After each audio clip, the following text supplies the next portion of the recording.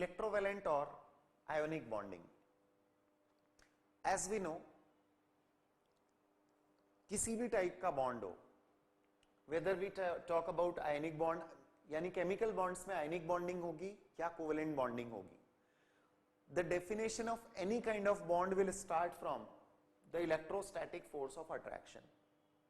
किसी भी टाइप की बॉन्डिंग के लिए बॉन्ड की डेफिनेशन एक ही होती है। A bond is defined as electrostatic force of attraction. If it is strong enough then we call it chemical bond. If it is very weak, जिससे कोई केमिकल चेंजेस नहीं होते जिसके ब्रेक होने से, तो फिर वो फिजिकल बॉन्ड्स या फिजिकल फोर्सेस में काउंट होता है।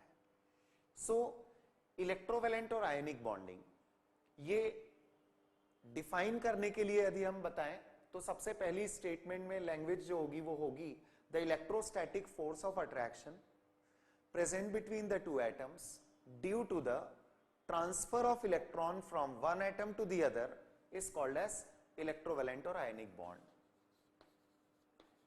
आई repeat, the electrostatic force of attraction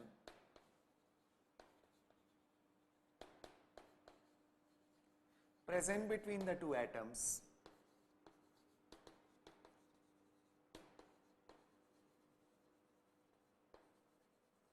due to the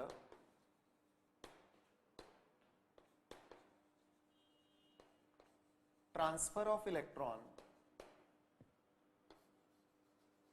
from one atom to the other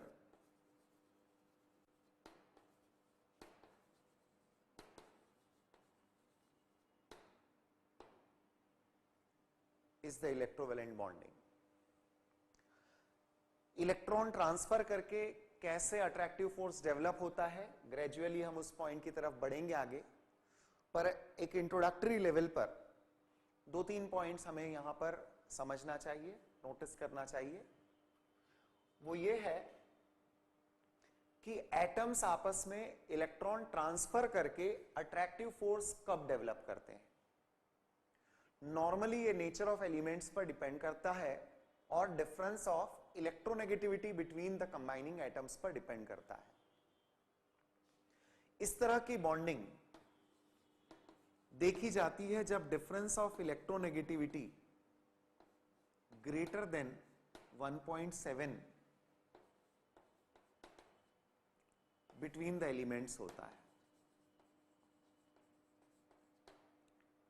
जिनके एटम्स ट्रांसफर ऑफ इलेक्ट्रॉन कर रहे हैं उन एलिमेंट्स की इलेक्ट्रोनेगेटिविटी का डिफरेंस यदि एक बड़ा डिफरेंस है, 1.7 पॉलिंग स्केल में इलेक्ट्रोनेगेटिविटी की वैल्यू एक्सीड करती है डिफरेंस वाली, तो आप इस तरह की बॉन्डिंग ऑब्जर्व करते हैं।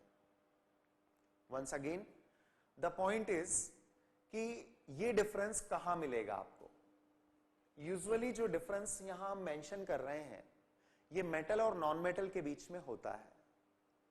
मैं बोल रहा हूं usually because there are few compounds of metals with non metals जिनका नेचर मेटल और नॉन मेटलिक एलिमेंट के कंबाइन होने के बावजूद भी आयोनिक न होकर कोवेलेंट होता है। तो ट्रांसफर ऑफ इलेक्ट्रॉन की कंडीशन हो गई ज्यादा डिफरेंस ऑफ इलेक्ट्रोनेगेटिविटी। ज्यादा मतलब कितना, ग्रेटर देन 1.7। यूजुअली ये कहां होता है, एक मेटल हो और एक नॉन मेटल हो तब। इसे हम हार्ड एंड फास्ट रूल ना बनाएं, because the compounds like beryllium chloride, stannic chloride, aluminium chloride in the anhydrous form, ये सारे कंपाउंड्स मेटल्स और नॉन मेटल्स के बीच में बनने के बावजूद भी आयोनिक न होकर कोवेलेंट होते हैं। So in a simple manner we can say कि जब बड़ा डिफरेंस ऑफ इलेक्ट्रोनेगेटिविटी हो तो कंपाउंड्स आयोनिक फॉर्म होते हैं, transfer of electron between the atoms होता है। इसी पॉइंट को लेकर हमें एक बात और समझनी चाहिए, किसी कंपाउंड का परसेंटेज आयोनिक नेचर। जी हां, यह भी होता है कि कंपाउंड्स में आयोनिक नेचर वेरी करता है। A particular compound can be found to be lesser ionic than the other which is being compared. तो जब हम कंपैरिजन जिन कंपाउंड्स के बीच में कर रहे हैं उसमें एक कंपाउंड मोर आयनिक हो सकता है, एक कंपाउंड लेस आयनिक हो सकता है, और इस टॉपिक को भी हम ग्रेजुअली अभी इलेबोरेट करते जाएंगे। लेकिन उसके लिए इलेक्ट्रोनेगेटिविटी डिफरेंस को लेकर हम एक फॉर्मूला भी यूज करते हैं। Percentage ionic nature is 0.16 delta plus 0.035 delta square into 100, where delta stands for difference of electronegativity। ये होता है दो एटम्स के बीच में यदि डिफरेंस ऑफ इलेक्ट्रोनेगेटिविटी